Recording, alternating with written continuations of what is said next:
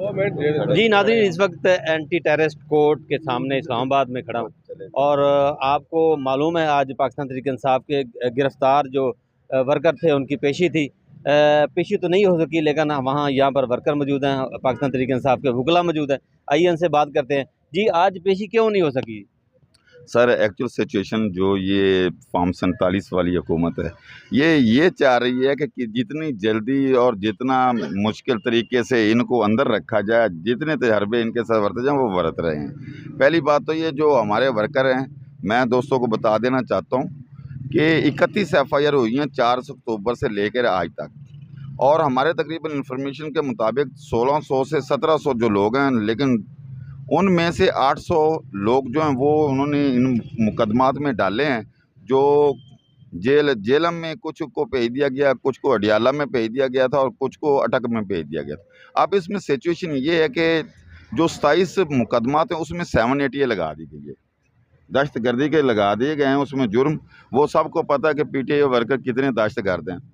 दूसरे नंबर पे जो इन्होंने 4 FIR थी वो थी थाना कराची कंपनी थी, कुराल था, एक थाना रमना था, तो उसमें 780 नहीं लगी हुई थी, तो वो नीचे से हमने ज़मानतें उन सब की करवा ली।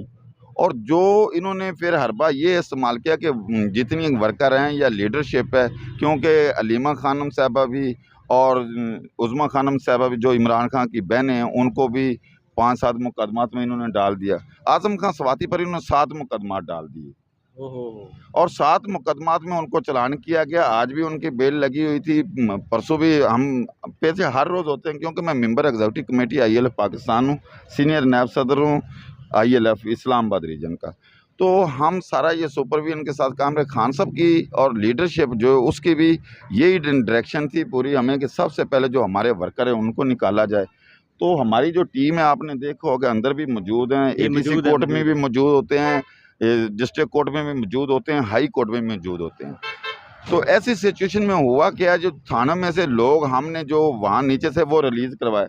जब रिलीज़ करवा लेते तो इन्होंने नया फार्मूला बना लिया कि जो लोगों की बेलें हो जाती हैं उनका मुचलका, सावधान मुचलकों का प्रोसेस होता है, तो जो जुडिशरी है ये भी सही तरह से हमें वो रिलीफ नहीं दे रही जो कानूनी तौर पर देना होना चाहिए। यानी कि मैं ये समझता हूँ कि जो अदलिया है ये कंप्रोमाइज्ड है। जी। और इनका रात को उनको रिजल्ट मिल भी गया, तरमीम करके सारे इख्तियारात तो उन्होंने वापस ले लिए। अब इनका हाल दूसरों भी बारतर होगा। जो इन्होंने गड़ा खान साहब के लिए, वर्करों के लिए खोदा, ये खुद भी उसमें गिरेंगे इंशाल्लाह। दूसरे नंबर पे बात ये है कि ये ऐसे करते हैं कि उन्हीं जो हमारे वर्कर हैं उनको दूसरे मुकदमे में डाल देते हैं और वहाँ पे ये लिख देते हैं कि इस मुकदमे में भी ये इन्वॉल्व है और उनको शनाख्त परेड पे भेज दिया जाता है 14 दिन के। और जो शनाख्त परेड का उसका एक प्रोसेस है, ये जितना शनाख्त परेड है इसका इन्होंने प्रोसेस जो है वो सारे का सारा गैर कानूनी है। अदलिया को भी पता, सबको पता है। उसका तरीकाकार ये होता है कि ये डकैती के मुकदमात या संगीन नवेद के जितने भी मुकदमात होते हैं उसमें एक्चुअल ये होता है कि जो मुलजमान नामालूम होते हैं, यानी कि डकैती के दौरान किसी संगीन जुर्म है तो उसको बाद में जब नामजद सप्लीमेंट्री स्टेटमेंट किया जाता, पकड़ा जाता, तो उसे खुफिया रखा जाता है एक जगह पे। उसको फिर ना मुद्दई को दिखाया जाता है ना गवाहान को दिखाया जाता है और उनको 14 दिन के लिए जेल भेज देते। जेल का एक प्रोसेस है शनाख्त परेड का, वहाँ पे 2-2 बंदों को दरमियान में खड़ा कर दिया जाता है और 8 बंदे वहाँ से जो कैदी साहब को होते हैं उनको खड़ा कर दिए। फिर गवाहान को कहा जाता है कि इनको शनाख्त करो। अब क्या है, ये प्रोसेस सारे का सारा गलत है क्योंकि जो मुद्दई है, मुद्दई भी पुलिस है, गवाहान भी पुलिस है और जो जान पहचान वाले वो भी पुलिस है। और जो इसमें आर्डर देने वाले हैं हमारे इधर से मजिस्ट्रेट समझ लें, ये DC साहब, ये बकाया जैसे वो भी हुकूमत है। यानी कि कुत्ती चोरा ना रली है, पंजाबी की कहावत है, कुत्ती चोरा ना रली। अब सिचुएशन ये है कि जो हमारे वर्कर थाना मरगला में या दूसरा शालीमार में, कुसार में जितने भी लोग हैं, इन्होंने हर थाने में 1-1, 2-2 FIR दी हैं।